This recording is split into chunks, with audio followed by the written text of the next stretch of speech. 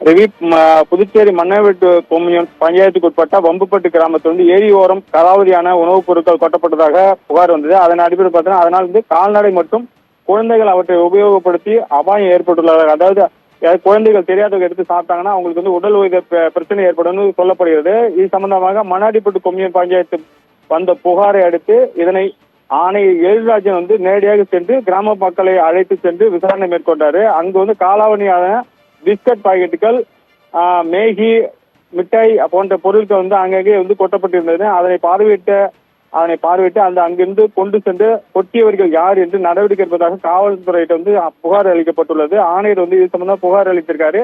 இது நேரடியாக களத்துக்கு சென்று பொதுமக்களுடன் ஆய்வு மேற்கொண்ட ஆணையர் இது யார் கொட்டினார்கள், அவர்கள் மீது கடும் நடவடிக்கை எடுக்கப்படும் என்றும் போலீசில் புகார் அளித்திருக்கிறார். இது சம்பந்தமாக அதாவது இந்த காலாவதியான கொட்டப்பட்ட உணவு ஆடுகள் சாப்பிட்டு 2 ஆடுகளுக்கு மேல இறந்திருப்பதாக கிராம மக்கள் ஆணையர் புகார் தெரிவித்திருக்காங்க.